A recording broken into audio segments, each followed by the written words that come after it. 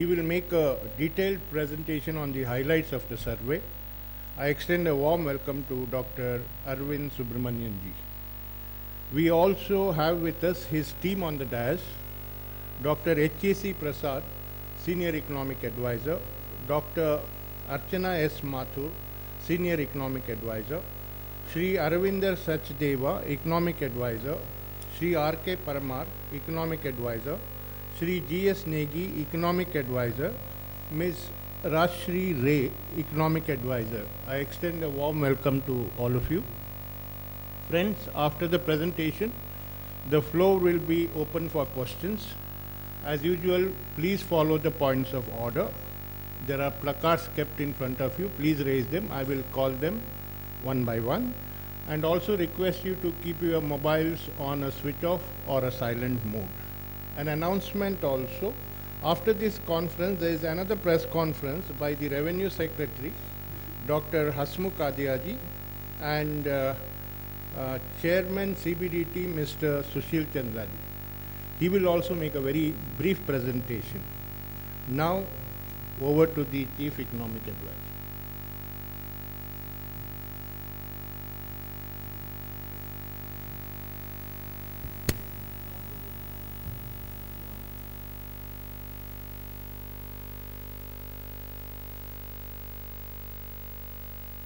Oh, sorry. Is that better? Yeah. So, okay. Should we dim the lights, please, so that people can see the screen? So, do we privilege the TV cameras or the people here? Anyway, first of all, I'd like to thank all of you for coming, for all of you here, all of you watching on TV, and hopefully many of you watching on Facebook as well, where this is, I'm told, live. Mr. Malik, it's live on Facebook. Correct? Yeah? On the Ministry of Finance webpage, it's live there too. This is obviously a very important day for all of us in the economic division, and hopefully it's a very important day for all of you as well, because it is a really massive document we've produced this year, and I just want to remind you that this is just the first installment. So this beast has come in the first installment. It's going to be as big in its second installment sometime during the summer. Such a document would just not be possible, of course, without contributions from scores, I would say even hundreds of people this time. If you look at the list of acknowledgements, I hope we haven't excluded anyone, but there have been people from all over the world, private sector, public sector, academia, within India, all over India, who've contributed to this. And I really do want to thank them on behalf of the economic division. Of course, this is the collective product of the staff of the economic division who deserve a lot of gratitude and congratulations. In particular, I want to thank the coordination unit headed by Archana Mathur, and also especially to Mr. Abdul Karim and Anthony Syriac for shepherding the process through the actual physical publication. I want to thank all the members of the Office of CEA who worked very, very hard for a very long time to produce this. There are two people in particular I wish to thank without saying that other people are not important. Everyone's been very important. All chief economic advisors need their own chief economic advisor, and mine is Josh Feldman, who has really expanded the bandwidth of the division, the Office of CEA, and my own bandwidth. So heartful thanks to Josh. And my last but not least is I think I have to thank my fantastic boss. I call him boss, but he's actually the finance minister of the country. He has not only provided support and space to allow this to happen, but I think he will also have to be a shield for me when the reactions come in from all of you today and tomorrow. None of this, goes without saying that none of this would be possible without the Honorable Finance Minister, and we're all deeply, deeply indebted to him for all the encouragement, support, and guidance that he's provided. It's a long document. The presentation is going to be a little bit long. I beg your patience, your attention. I hope you'll be rewarded. If I see any of you, your heads dropping, I will start moving quickly. First of all, I want to begin by saying, what should be the aspiration for an economic survey? A lot of stuff has recently been written on the economic survey. What should it be about? And here I can do no better than quote one of the greatest economists of all time, John Maynard Keynes, who said, he said this about economists, but I think it's true about any good survey as well, that it must try and do everything. It must draw upon mathematics, history, philosophy. It must study the present and the past. And very importantly, it must be purposeful and objective, and its authors must be as aloof and incorruptible as artists, yet, like grubby politicians. So we have to try and do everything. And Amitabh Bachchan, I think, says this more colorfully, I think, when he says, "Isme drama hona chahiye, tragedy hona chahiye, comedy hona chahiye, sab kuch hona chahiye." And that's what the survey, I think, tries to do. We've probably fallen short of these lofty standards, but that's what we've tried to do. And that must be the aspiration for all economic surveys. Okay, the structure of the survey, it comes in 4 parts. Just to kind of entice and tease the reader, there's a section called 8 Interesting Facts About India that you probably didn't know. So those who are, attention challenged, they can just go to that. But apart from that, there are 3 sections, what we call the perspective, which is a kind of big picture take on the economy, short term and medium term. Then what we call the proximate, all the pressing challenges in the short term, and then the persistent, all of the medium term challenges. Obviously, this is a forward-looking, ideas, analytical-based document. There will be, as I said, a review coming later in the summer. But I do want to emphasize that this is a government document, absolutely, but it also aims to provide objective analysis, and what Keynes said and what the finance minister has kind of provided the space for is to be both purposive but also dispassionate and objective. This is what we try and do. This has a lot of material, 14 chapters, a lot of it with medium-term issues as well. But today, given the constraints of time, I'm going to focus mostly on, what are some of the more pressing short-term issues. But I do hope that all of you, after, splashing headlines tomorrow, will go back and read, some of the other chapters as well. And there is a lot of food for thought here. So today's presentation, I'm going to go review developments. I'm going to talk to you about the near-term outlook, including the impact of demonetization, discuss the short-term challenges, and then conclude with some medium-term challenges as well. Okay, if you look back on the last year that's gone by, I would say that it's been characterized by robust macroeconomic stability. I'll explain how. There have also been a very impressive set of reform achievements. I will just highlight them. And of course, you cannot ignore 2016 without focusing on what have been absolutely tumultuous external developments.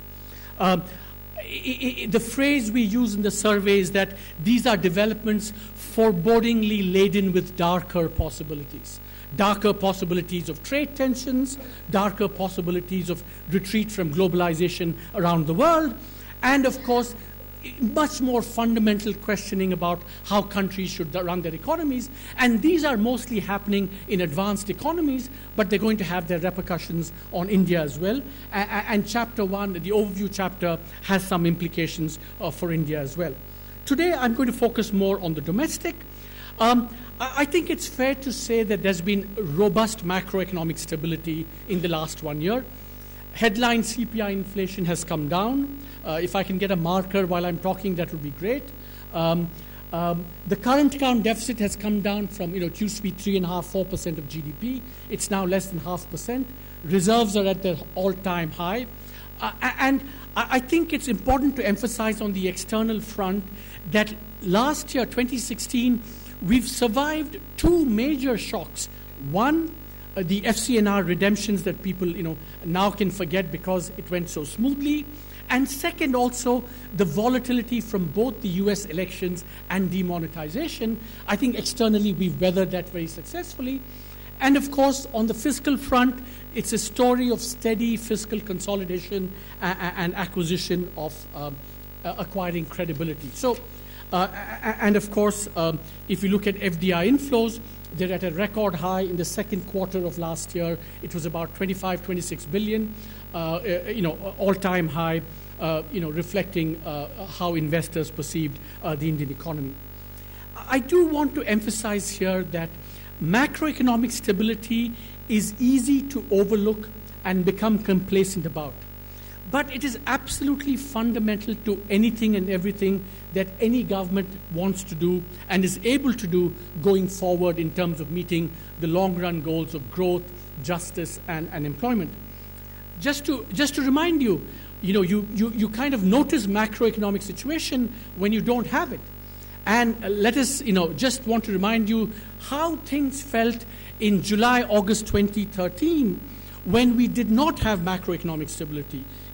We were close to crises, we were clubbed with the fragile five kind of basket case emerging economies, and everything was heading south, investors were fleeing, and today as we look back, we've put that considerable distance behind us, and it's easy to overlook that because now we're in a good situation, but we should never take this for granted because macroeconomic stability is the kind of base from which everything else follows. Now, of course, this is a chart on how GDP growth has behaved. You can see that real GDP growth has increased but stabilized. Nominal GDP growth declined last year and has come back up. And I would insist that, especially at a time when the CPI and WPI were diverging so much this year and last year, at last it's caught up, nominal GDP growth was an important indicator to monitor. Now, if a year ago, someone had stood in front of you and said that the government within the next 1 year would implement an absolutely landmark GST bill, would secure passage of the bankruptcy law, would codify the institutional arrangements in the form of a monetary policy committee, and would pass the Aadhaar bill, if someone had said that a year ago to you, you'd have probably greeted that with skepticism, quite rightly so. But yet, a year on, I think all these achievements have happened, and legislatively with near unanimous political support. So I think, again, it's something that we kind of tend to forget. We've had, the absolutely, transformational GST, which is going to have all kinds of positive impacts on investment, on tax compliance, on governance, on growth. And of course, it's an absolutely radical experiment in the governance of cooperative federalism, and we're already seeing the benefits from that. The finance minister and, of course, my good friend Hasmukhji were instrumental in doing this, but it's just an absolutely landmark achievement which we should recognize. In addition, FDI was liberalized. I think we've also had this UPI being implemented, which, because of the interoperability that it creates, is going to make JAM a reality because it's going to make M-Mobile an integral part of JAM. And of course, the government also had taken some important steps to promote the labor-intensive sectors like apparels and made-ups. Now, just as an aside, I would like you to go, see, despite all these achievements, it's very interesting that the ratings agencies have not reflected this. So there is a box in Chapter 1 where we show how maybe what kind of inconsistent standards the ratings agencies have. We call this poor standards because Standard & Poor's said last year that there's no way we can upgrade India because of its low GDP and fiscal deficit. But actually, if you look at how they have rated China and India, it's absolutely astonishingly inconsistent. China is about 6 grades above us on the ratings, AA minus, BBB- for India. And yet, since 2008 onwards, 2 absolutely key indicators of risk have, in the case of the indicators being growth and credit growth, China's GDP growth has come down dramatically. its credit to GDP has risen dramatically, and everyone acknowledges that this is the single biggest risk to not just the Chinese economy, but to the world economy. India's indicators have moved in exactly the opposite directions, and yet, how did the ratings agencies behave? They upgraded China, and they did not, despite all these risky developments, they did not downgrade China, whereas in fact for India, the rating was maintained 6 notches below China. So it's an interesting thing about how, I think, reflection on how these, institutions work, but I think we should question them. But this is just, I think, for all of you to digest and have a little fun on. Now, I've spelt out all the achievements of the government and the economy in the last year. But as I said, we have to be objective about the economy. We have to provide objective analysis, because I think it's only honest and fair to recognize that despite all these, there is a kind of sense of anxiety, a sense of, maybe things not going as well as they should. And our sense is that it stems from 2 things. One, the impact of demonetization. And second, the way investment, credit, and jobs have been behaving, not as strong as they should be. And I think these are 2 very legitimate concerns. And so the economic survey takes them head on. Now, of course, I think the headline should also be that finally the CEA speaks on demonetization. I think there is an old saying that you should only speak when you can improve upon the silence. In this case, I would say you should only speak when you can improve upon the noise, the clamor, and the cacophony, which is what demonetization has been about. So we are going to speak on demonetization. So how should we think about demonetization? It is a radical currency, come governance, come social engineering measure aimed at permanently and punitively raising the costs of illicit and unaccounted transactions, what you call kala dhan or black money. I think at its core, that's what it's about. I mean, you can flesh it out in terms of counterfeit, this, that, and the other, but we're trying to kind of cull out the essence. I think it's also fair to say that the public debate on demonetization has raised 3 issues. One, the design and implementation of the scheme. And on this, the economic survey is not going to speak about this. I mean, it's in the past, and other people have commented on this. Second, on the costs and benefits. And third, on the broader implications for future economic policy. Now, I think everyone, now I'm going to talk about the costs and benefits. I think it's fair to say that there have been short-term costs which are real and significant. I think there has been hardship and inconvenience imposed, especially those in the informal sector. But there is also the potential for long-term benefits. And in the chapter 3, there's an elaborate discussion of what the potential long-term benefits can be. I think it is likely to increase financial system savings, because in equilibrium we expect that cash to GDP and cash deposits should decline. Corruption couldn't be expected to decline. Black money similarly. I think already you see the increase in digitalization of the economy. You can also see early evidence that real estate prices have come down. In the long run, all these measures should improve GDP and tax collection. And of course, a lot of this is also going to depend upon the follow-up actions that will be implemented after demonetization. And I will spell those out a little bit later.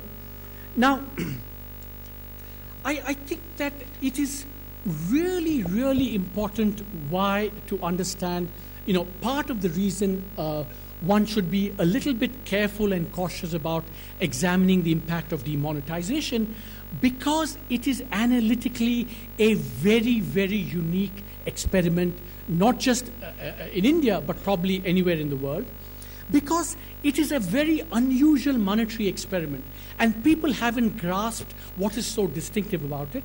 And I think it represents a structural break. No real models exist to kind of model this and say, oh, we know this happened in the past, and we can use that to project the future, because you simply can't. It's something very, very unique.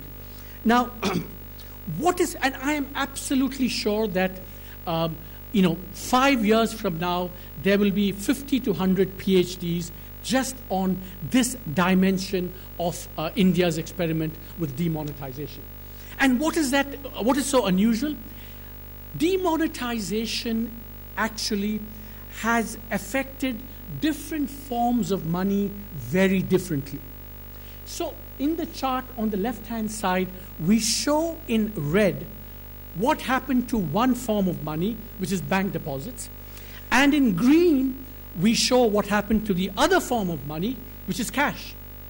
What demonetization has done is both simultaneously reduce the supply of cash quite dramatically, but by the same token, it's increased the supply of deposits, because that's how demonetization was structured.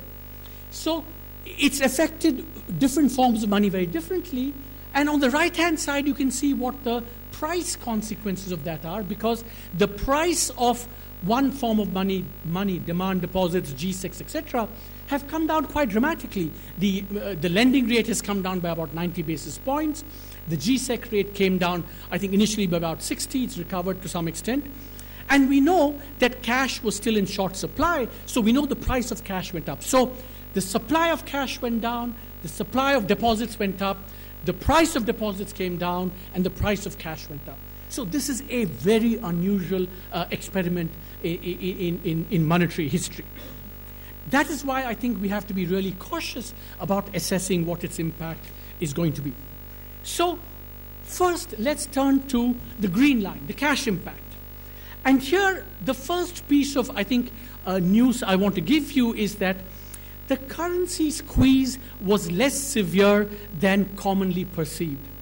On the left-hand side, you see what everyone thinks was the supply of currency in circulation. On the right-hand side is our estimate of the currency in circulation.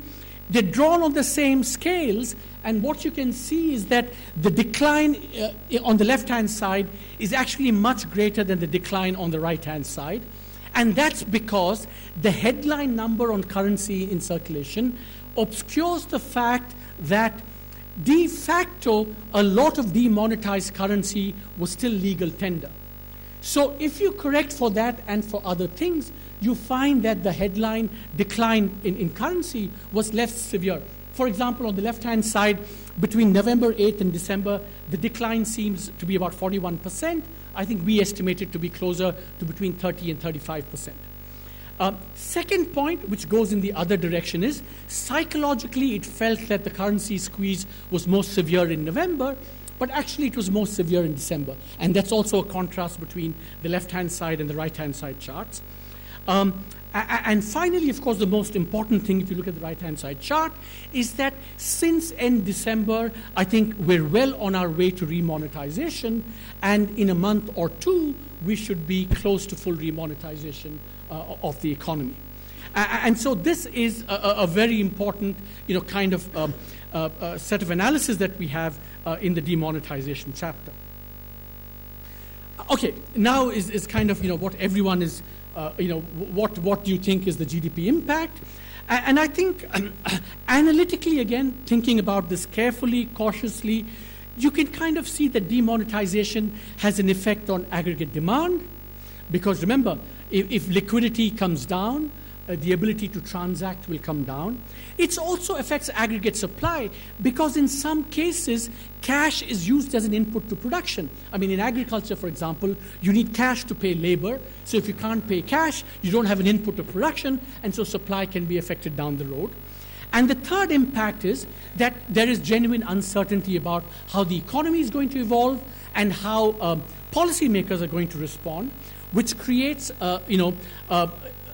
uncertainty about how consumers are going to make their consumption decision, how firms are going to make their investment decision. Should you consume now or later? How much, etc., etc.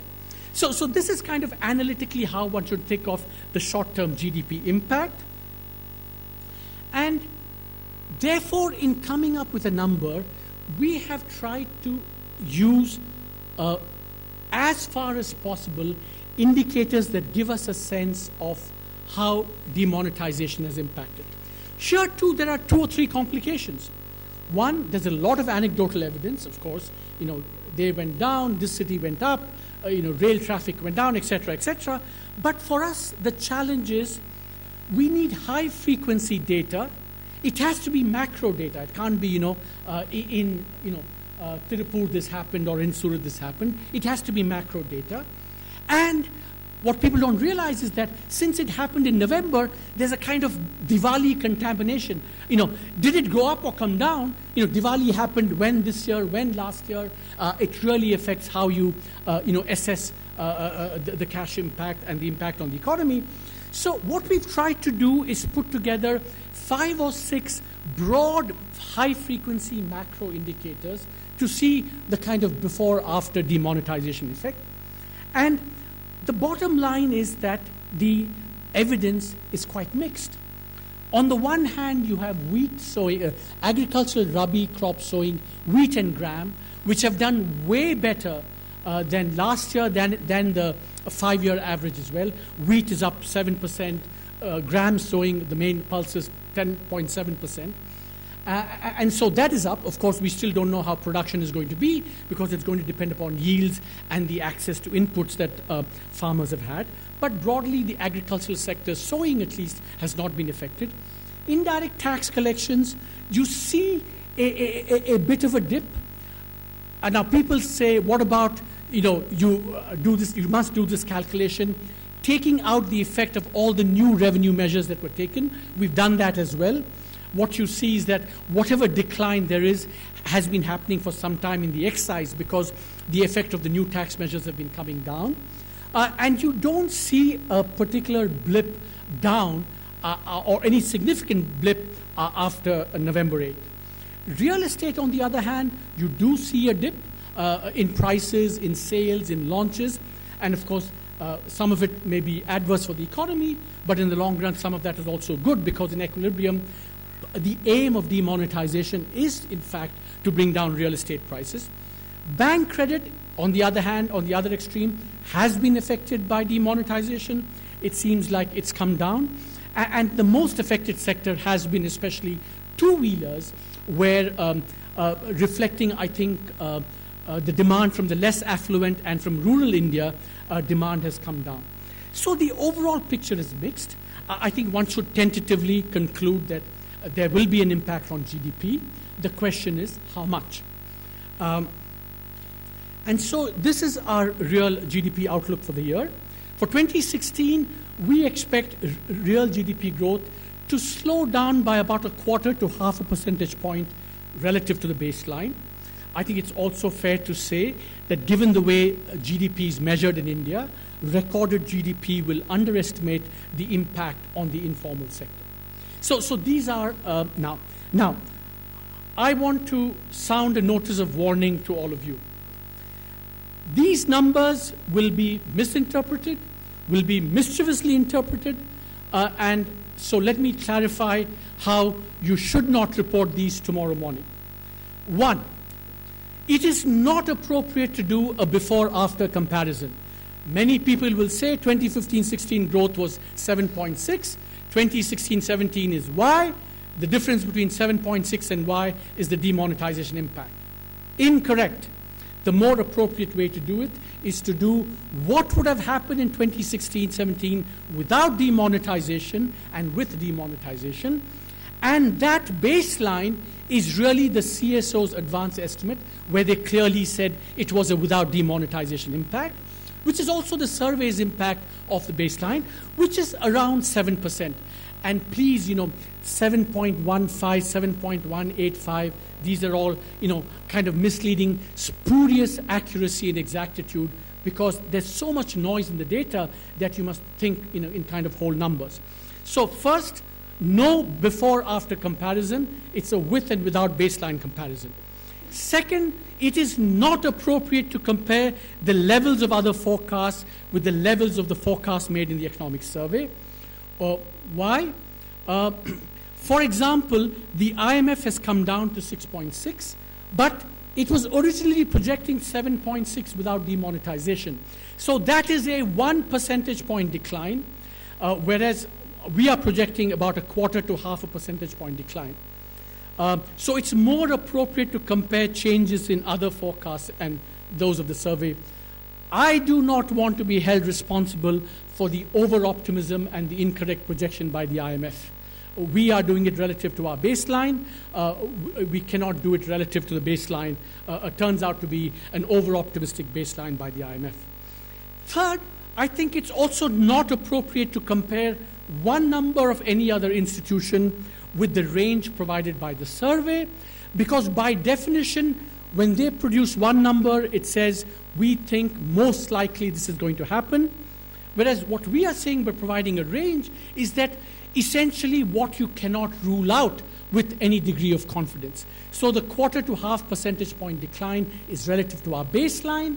It reflects the uncertainty in the process. And also it says that, this is what we are comfortable with, not that we think it will be definitely at the higher end of the range or at the lower end of the range. That is the way. So I'm going to read what each of you is writing up tomorrow, and then I'm going to come back and hold you to task if you deviate from my sermon just now.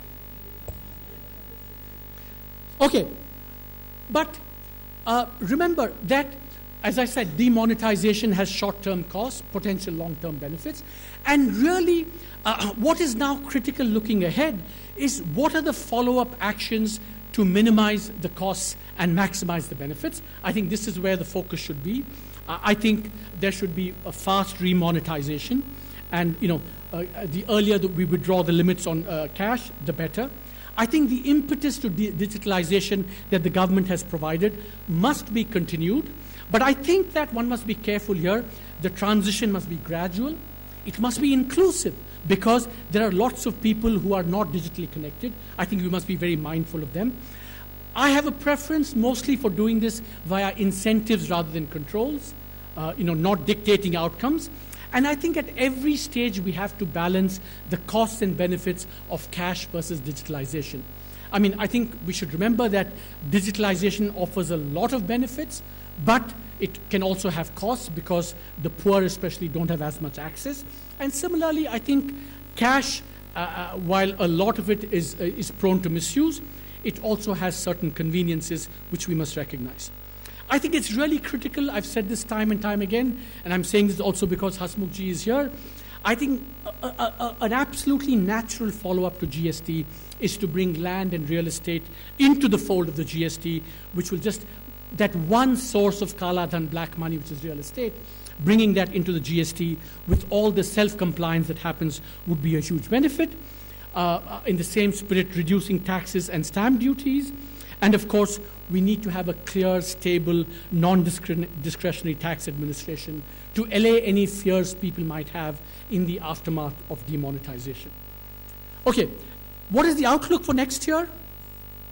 Given the range we've given this year, I think we expect it to be in the 6 3/4, 7.5% range for next year. I think the pickup, I think, as I said, the effect on GDP will be temporary. I think as remonetization happens, the economy will recover back to trend next year. And I think that two potential boosts to growth next year, which will lift growth next year. One, of course, is the catch-up from demonetization. To the extent that consumption has been held back, investment has been held back, credit has not been enough, cash has not been enough. As they ease going forward, I think the economy, the kind of grease that's provided and the consumption that happens should pick up again. And I think that one perhaps important source of demand next year could be the export revival from rising world GDP growth with possible spillovers to investment. As you know, the IMF has forecast that next year growth will be higher in 2017 than in 2016. And already we see some early signs of a pickup in growth. The chart on the left shows in the last few quarters, non-oil export volume from negative territory is now in positive territory. And even in our services exports, you can see the glimmer of hope on the extreme right, where finally volumes, in dollar terms, IT services are going to pick up.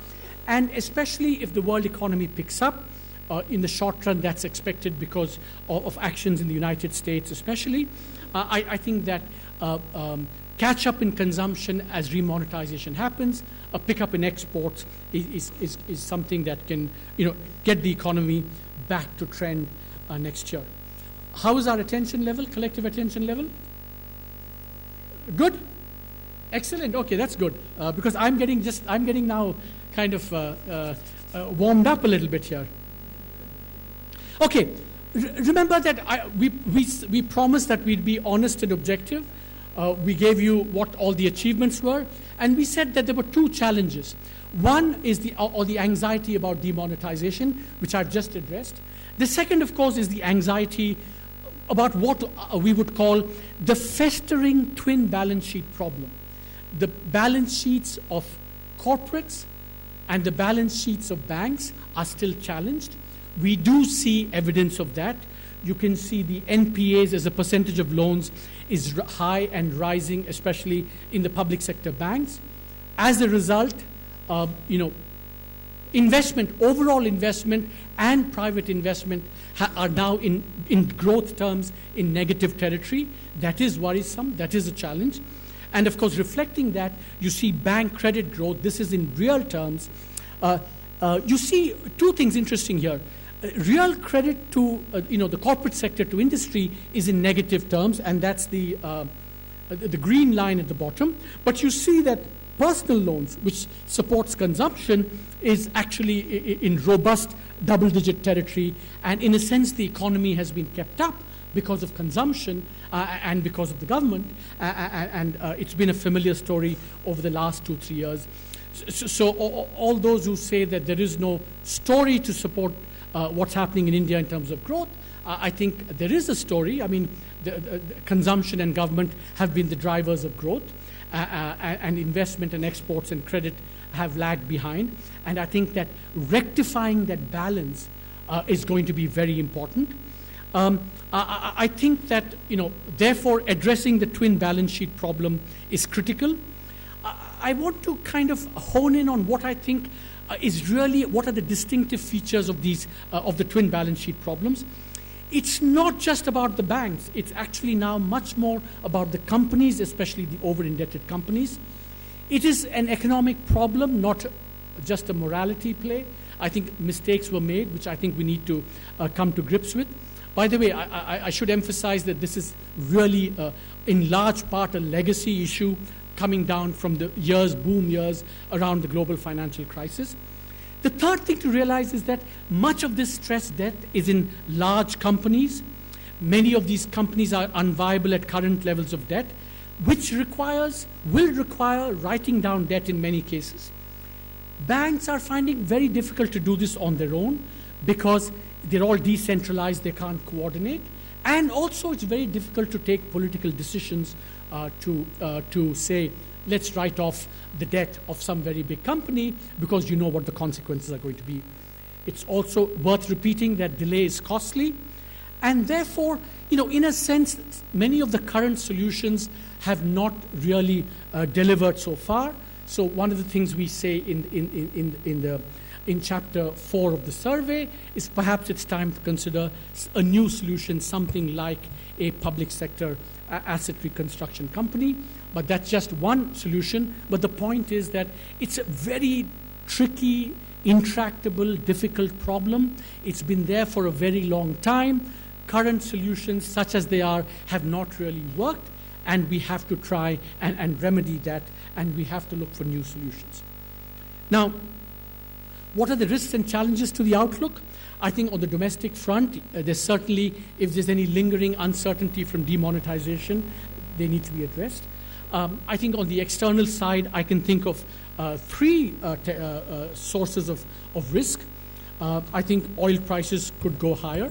Of course, subject to a cap of about 65, because at about 65 or so, shale oil production comes on.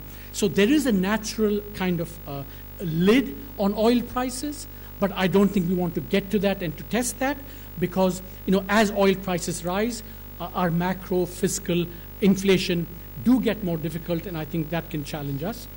I think the other big risk is escalating trade tensions. I think, China is still, with a lot of underlying vulnerabilities, a source of systemic risk. There could be trade tensions, and of course there could be a resurgence of protectionism. All of these will affect the outlook and are risks to the downside of our outlook. The upside potential, of course, is that, if the world economy in the short run picks up, and exports continue the trend that I showed you, then it's possible that the outlook could be better than what we've projected so far. Now, I have only covered so far probably 3 or 4 of the 14 chapters. I am not going to cover the remaining 10 because I'm sure I will lose you by then. But I do want to cover one. But before I do that, I also want to say that there are many more chapters in terms of what we need to do for the textiles and leather sector. How should we think about fiscal policy at the center and the states? How should we think about, is there a natural resource curse in India? Is there an aid curse in India? How should future finance commissions treat transfers going forward? What do we think about, whether India is one market? I think there's some very exciting new research on the fact that India is a new market. You'll see a piece tomorrow on that. We've done some really, here I'm being immodest on behalf of my colleagues. We've done some absolutely cutting state-of-the-art research to actually puncture all perceptions about how, India is a kind of barrier-riddled economy. Trade within India is very, very high. People moving in India is so much higher than people think. About 9 million migrants move across India for work today. It's almost double what people think they are. So there's a lot of research out there that I would love for you to go and read. But I do want to focus on one other medium-term issue, which is that everyone and his uncle has a view on this. So do we. But I think they have a view because they think we're going to come out with a view, which I'm going to give it to you now, which is universal basic income. And the chapter is written up, I hope you'll go and read it, as a conversation that Mahatma Gandhi might have had, that you could have had with Mahatma Gandhi, or that he might have had with himself. I actually presented this on October 2nd at Sabarmati Ashram, where I was invited to come and speak. And he would have been genuinely conflicted by the idea. So it's not that he would have bought into this. And the chapter, in a sense, gives a sense of that, pros and cons. I think UBI, first of all, is a very simple idea. It's based on 3 principles: universality, everyone gets it; unconditionality, you don't have to do anything to get it; and agency, you don't get it in any particular form, like only if you get it in terms of cash, in terms of food, in terms of government buildings, etc. You get it, as cash. Now, the key merit of this is that it has the big potential to improve upon weak targeting of current schemes.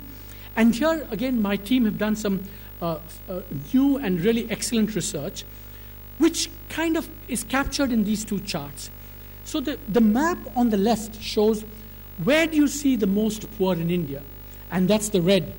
So red is a lot of poor, green is very few poor. And the right-hand side shows what is the shortfall of spending in government programs that goes to those districts. And you see that the color pattern on the right-hand side is very similar to the pattern on the left-hand side, which basically is saying that wherever there are more poor is precisely where you have a shortfall in spending. And our rough calculation is that, based on analyzing 6 programs, but also looking at the past, in those districts which account for 40% of the poor, only 29% of overall spending goes there, which means essentially it is intrinsic to government programs in India that they will exclude the needy, the poor, because the take-up of these programs will be best in those states that are better governed, which by definition have the fewest poor. So that's intrinsic to this. It's not, you shouldn't point fingers at anyone and say, this was badly run, this was well run. It is intrinsic to programs. You run a PDS, it will run better in, state A versus state B, and you pick your A and B. The advantage of UBI is that it can get around this. Universality means we can give it to everyone from top down. We can skirt these layers of bureaucracy in between. And that's one of the virtues. We estimate the fiscal cost about 4 to 5% of GDP. We give a sense of what are the other current subsidies to middle class, fertilizers, about 2 to 3% of GDP. And, as I said, there are big implementation challenges. And the biggest one, of course, is that, we know in India that if you create a new program, it will become an add-on to an existing program and therefore will become fiscally unaffordable. And that's a challenge which, we have to grapple with, we have to think about. So what we say is the principle should be de jure universality, but de facto quasi-universality, i.e. you try and exclude the very rich and those who are obviously not in need of this money. We also think it should be done in a gradual manner. It should, respect choice. It should lead to replacement of existing programs. And the prerequisites, of course, to have a functioning Jan Dhan system. And I think it would help if the center and the states could cooperate on this program. But I want to end on this UBI. I think it's a very radical new idea. But again, please do not misreport the survey as saying that the survey is advocating UBI. What the survey is saying is it's a very new, compelling idea. It has a lot of challenges. So it's an idea whose time is ripe for further deliberation and discussion and not necessarily for immediate implementation. So again, that's where we come out. Now, finally, I also said I'll deal with the medium-term challenges. I think if you step back and look at India for the last 25, 30 years and see where have we come in terms of our underlying vision of the economy. And I think the broad understanding is that, between 1947 and 1991, we were socialist. After that, we've abandoned socialism, and that's where we are. I think that's in some part true, but it's a little bit of a caricature. But I think it's interesting to take stock of where we are. I think if you look at, some of the broad parameters of the Indian economy, by the way, we're an economy today that's more open to trade than China. This was astonishing news to me when I first saw this about 2-3 weeks ago. On the first chart, you compare the trade to GDP of India and China, and you can see the red line, India is now above China. So India is a bigger trader, more open in that sense than China. In terms of capital, openness to capital flows, we're middle of the pack. In terms of a very big public sector, I think we're big, but not much bigger than many other countries. The chart on the right shows that we're in the middle in terms of public sector assets. And even in terms of government spending, which is the third chart there, we're kind of in the middle of the pack. So if you step back and say, is this a protected economy? Is this a socialist economy? I think we've come a long way. We're open to trade. We're open to capital. Government is not necessarily very intrusive. And the bottom chart shows that for a democracy over 35 years, we've actually done very, very well, probably amongst the fastest growing democracies in the last 4 or 5 years. And yet, I think 3 what we would call meta challenges remain. Meta meaning in some ways much deeper and more profound than anything else. In chapter 2 of the survey, which I would urge you to read, the chapter is called The Economic Vision for a Precocious Cleavaged India. We think there are 3 fundamental problems, meta challenges. Inefficient redistribution, I gave you a sense of that. There's still a certain ambivalence about the private sector and property rights. And I think state capacity still needs to improve considerably to kind of especially deliver essential services like health and education. I think on the states on their delivery of health and education have not made as much progress as they should. I don't even think there's a dynamic in India, the competition between states dynamic, which is very powerful when it comes to attracting investment, talent, boosting FDI. That competitive kind of juice between the states is not flowing in terms of, my state delivered a better health system and that becomes a model for everyone. I think that's a challenge. We give several examples of what these mean, and I think that's where I think if we want to go from, say, 7.5 to 9 and 10, I think in some ways many of these challenges will have to be overcome. So I think let me conclude by saying that a robust macroeconomy, important reforms, especially the transformational GST, the short-term I've been through the anxieties about demonetization. I do think there's a short-term challenge about how to revive private investment, credit, and exports in order to boost employment creation, because as we all know that with India's demographic dividend, I think the central challenge is job creation. And then, of course, there's also the medium-term challenge. And I always like to end with a quote from the survey, which I want to read out. Looking further ahead, societal shifts. I think that overcoming these meta challenges, it's not about vested interest per se, or political will, etc., all the normal things that you think about. I think we require deeper societal shifts in ideas and narratives to overcome these meta challenges. In the aftermath of demonetization, and especially at a time of gathering gloom about globalization, articulating and embracing these ideational shifts will be critical to ensure that India's sweet spot is enduring, not evanescent. Thank you very much. Thank you, Dr. Arvind Subramanian ji, for your cogent and vivacious presentation. Now we will take some questions. Let's start with 120. Sir, मैं Lakshman CNBC आवाज़ से मेरा सवाल ये है कि जो हम लोग यूनिवर्सल बेसिक स्कीम योजना की बात की है, उसमें आपने कहा है कि इसको डिस्कशन करना चाहिए. आप ऐसा कहेंगे कि इसको पायलट प्रोजेक्ट के तौर पर तुरंत इम्प्लीमेंट करना चाहिए, इसके एक्सपीरियंस को देखना चाहिए, फिर आगे फर्दर इसको इम्प्लीमेंट करना, क्या इसके पक्ष में आप हैं? और सेकंड, नेक्स्ट ईयर फॉरकास्ट का रेंज आपने काफ़ी ज़्यादा दिया है, 75 बेसिस पॉइंट दिया है, इसके पीछे क्या वजह है? दोनों बहुत अच्छे सवाल हैं. First question,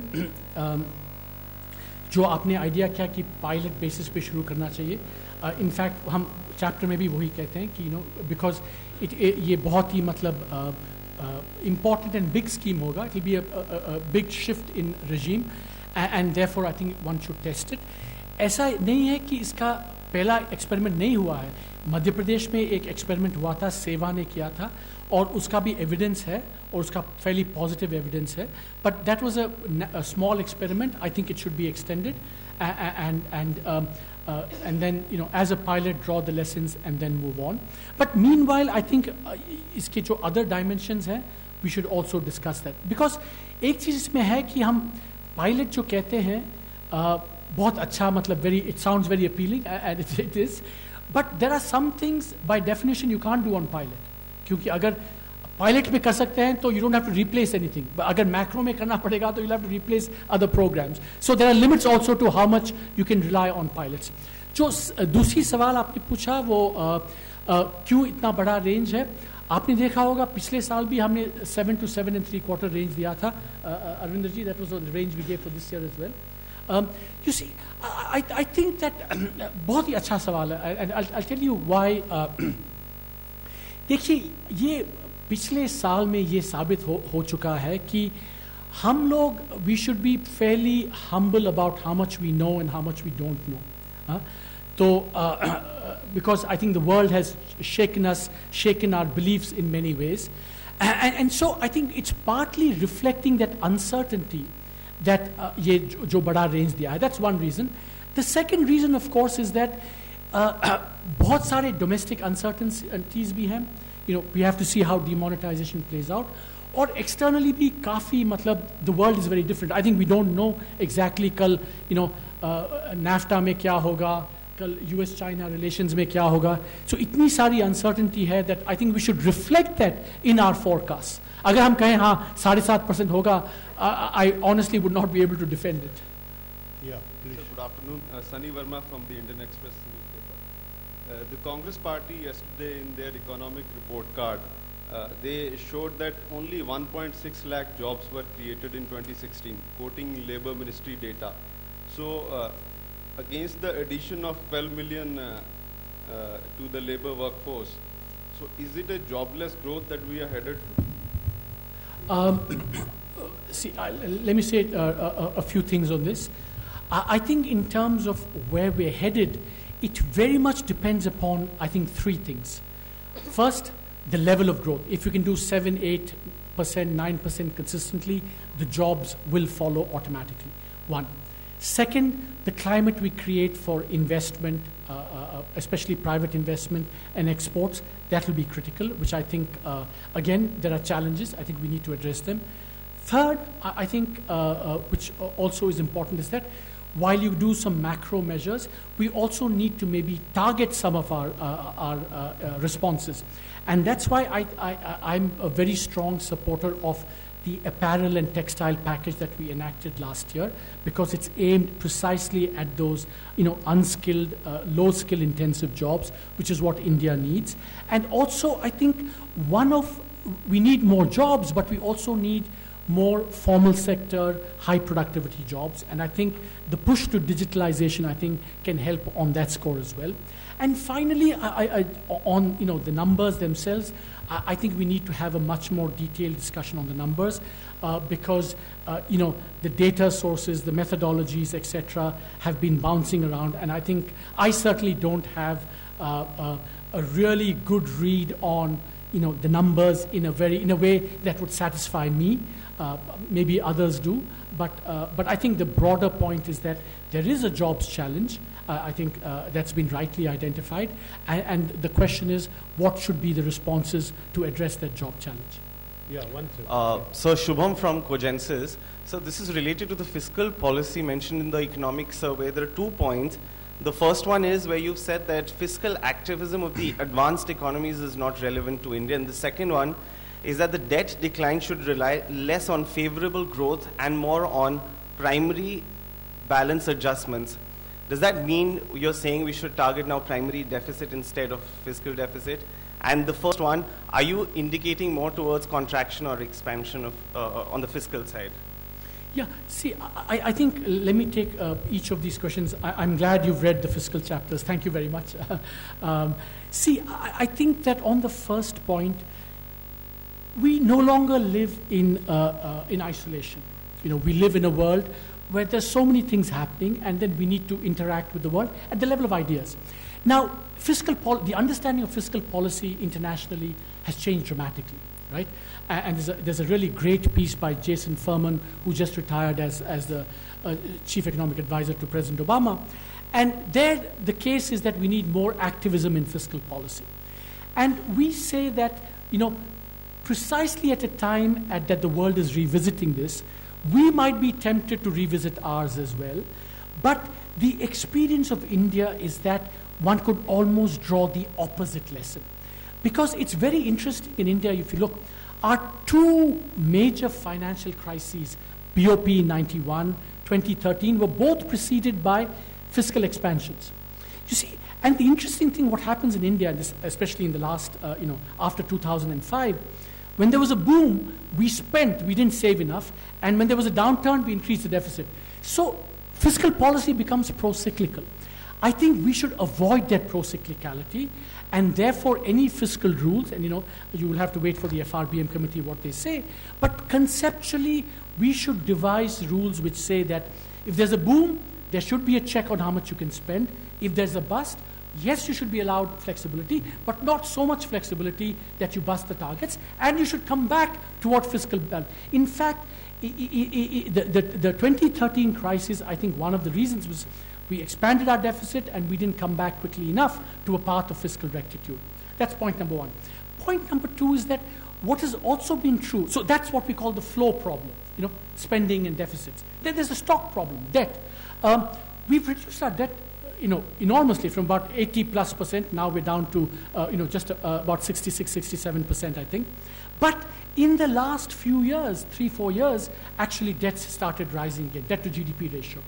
And the reason that's happened is that, I don't want to get too technical about this, but debt evolves depending upon how fast you grow, what your cost of borrowing is, and what the primary deficit is, which is, your revenues minus your non-interest spending. Essentially, we've reduced our debt because growth was high. We've not really focused on the adjustment, the pure fiscal adjustment, and so we need to do the adjustment. Now, whether that should be gradual or fast, whether that should be based on fiscal or primary deficit, these are issues that I think we can have discussion about, and you'll see that discussion in the FRBM report. Yeah, number 6. Yeah. Sir, hi, I'm Ruchi Bhatia from ET Now. Firstly, congratulations on such an extensive survey. I have two questions. It's not enough if you say it's extensive, so you should say other things as well. So between one thing, if you don't mind, I request one question because there are so many others waiting. Okay. You're pegging growth between 6.5 to 7.5%, and also you're saying that inflation is largely stable. Does that give the RBI a lot of headroom in the future for any sort of rate cuts, or do you believe the external factors will be too much to handle? And also, you also studied the impact of demonetization exercise. Do you think it was really worth the pain, or was there something else that the government could have looked at?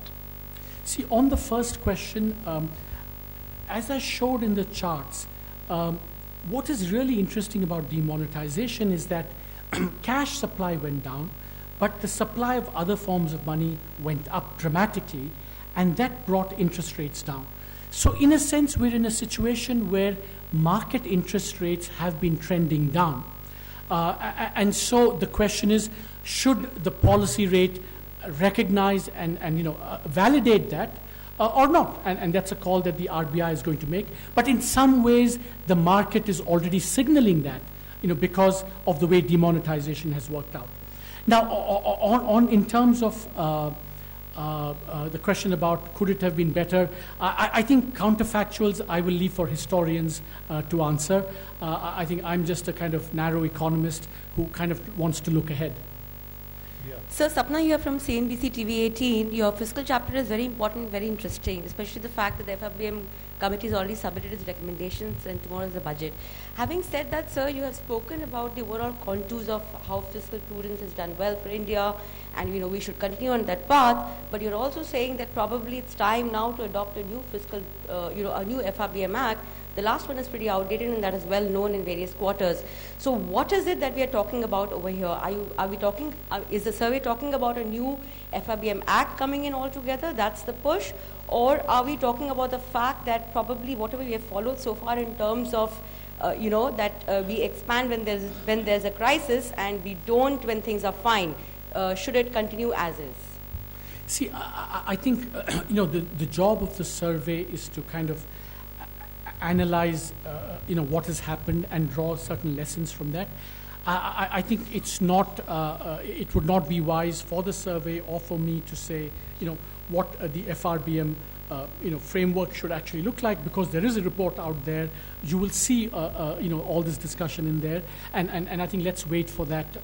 But what we've tried to do here is to draw out what the principles, what the experience has been for India in the last, and how, what needs to be addressed is what we identify. How it should be exactly addressed, I think the FRBM committee has delivered a report on that. Yeah, 59, yes. So, Arup with Business Standard, when you speak about the public sector asset rehabilitation agency, you're essentially talking about a government-owned bad bank. So why do you think when those private ARCs happened, and why would the taxpayer pay for such a proposal? See, I think it's a very good question. I would urge you to read it carefully. See, remember that we've had private ARCs already. It's not that we don't have private ARCs, and their record has been very, very patchy. There's not been a whole lot of activity under that. The amounts involved are small. And also in the case of private ARCs, if you actually look at how they work, there are some fairly strange incentives for this, and that's why it hasn't taken off. And look, now, the essential point that we try to make is that there is a problem, delay is costly, the existing solutions, including private ARCs, have not worked. And therefore, it's time to think of new solutions. One of them could be this public sector agency. But I think that in terms of why the taxpayer would be willing to do this, remember, the taxpayer is already on the hook. Those bad debts are already there. They are in fact mounting, and in fact delay is going to cost the taxpayer more. So the question is not, by creating this, you don't create new liabilities for the taxpayer. If anything, you hope that on a net present value basis, the taxpayer will have to bear less with early rather than delayed resolution. Sir Shishir ABP news से आपने अपने presentation में जो 27 number का slide था वहाँ पे आपने रिस्क का जिक्र किया था और एक पॉइंट आपने कहा था रिसर्जेंस ऑफ प्रोटेक्शनलिज्म, क्योंकि ये आज दिन ऐसा है कि अमेरिका में H1B वीज़ा को लेकर के जो लिमिटेशंस दिए गए हैं, जो नेक्स्ट ईयर का आप टारगेट दे रहे हैं, जो ग्रोथ प्रोजेक्शंस दे रहे हैं, कितना असर पड़ सकता है इस वजह से? बहुत ही अच्छा सवाल है। आई थिंक दैट देखिए ये शॉर्ट टर्म और मीडियम टर्म का एक टेंशन है। शॉर्ट टर्म में the expectation is that the US fiscal deficit will increase, there'll be more spending, US economy will expand, and actually also because the currencies of Europe and Japan will decline, there's also an expectation that those economies will pick up. And that is why the जो IMF का जो projection है is for higher growth coming year than next year. Now जो analysis हमने करी है, अगर world growth 1% से बढ़ेगा तो हमारा export growth 3 times से ज़्यादा बढ़ेगा. So it is that short-term impact that we're factoring in. Now ये ज़रूर ये सही है कि अगर if you on top of that you see protectionist actions, of course that will take down. But ये याद रखना पड़ेगा कि how tight will it be, how much of our exports will it affect. Hopefully there'll be no impact, hopefully there'll be no action. अगर action होगा भी थोड़ा कम impact होगा. But in the short run, the macroeconomic impact of का जो US expansion होने वाला है, it's that and what's going to happen to the rest of the world is what is driving our growth projection and our export projection. Yeah. Sir, this is Chetan from BTVI. Up here, sir, on your center. Sir, the survey has projected a conservative GDP estimate for FY18 compared with the projection made earlier. So, what are the downside risks that you're projecting and the key challenges that you're projecting over a period of 2 years now, sir? देखिए, you have to remember that in any projection, a lot of it depends upon your starting point. For next year, the starting point is going to be slightly lower than what we had originally projected. Therefore, also the projection will also have to get, to some extent, moderated. So, in terms of 2 to 3 years, I mean, I think that, if the world economy stays reasonable, without all these tensions and protectionism, if we continue our reform effort, I think we should, and then, we've tided over the demonetization, then there's no reason why we shouldn't get back to our medium-term potential, which I've always said is between 8 to 10% growth. But remember, that is potential. A lot of it will depend upon the external environment. A lot of it will also depend upon the actions that we, the reforms we undertake ourselves. Yeah, I'll take last 2 questions. You will have opportunity to meet the CEA because they'll have to attend an event in Finance Ministry. At 3 o'clock. Short one, 3 o'clock. Timsi this side from CNBC TV 18. So you've again reiterated the problem of twin balance sheet, which needs to be addressed very carefully by the government as it is curbing the investment cycle. But can you suggest a clear measure which government can take to help come out of this twin balance sheet problem, firstly? And secondly, when you pitch for the UBI, you say that UBI has a fiscal cost of about 4 to 5% of GDP, but where do these funds come from exactly? Can you help us answer these questions? Okay, let me take those questions in reverse order. I think that, again, remember, we've done an estimate. There will be other estimates, and therefore, we think that our chapter should, kickstart the conversation. And clearly, I think that India cannot afford a UBI which is an add-on to an existing program. I mean, we simply cannot, generate 4 to 5% of GDP. So the only way it's viable, fiscally viable and sustainable politically in the medium term is if it can gradually replace some of the existing programs. So the challenge is going to be how we do that. And I think we need a lot more discussion on that. See, in terms of the twin balance sheet, I think it's always tempting to look for one magic bullet. I don't think there's any one magic bullet. I think that growth and all these things depend upon doing a lot of things. I think some of which the government has done, which, for example, the GST and all the actions we've taken. There is a twin balance sheet problem. It's been there for a long time. And I think anything we can do to address that, I think interest rates coming down could help to some small extent. But I think fundamentally we need to address the fact that there are these over-indebted companies. Probably many of them are unviable. There has to be some debt forgiveness. So the question is, what is the best way of doing that? I thank the CEA and his team for this press conference, and please continue to be seated. Now Revenue Secretary and CBD Chairman will join us. Thank you, sir. It was wonderful.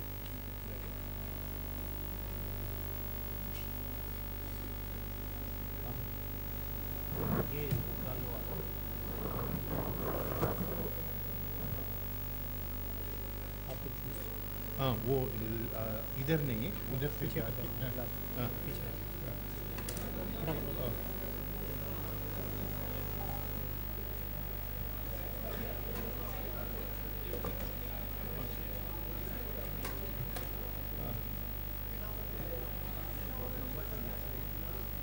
Presentation ही 1 घंटा है sir, क्या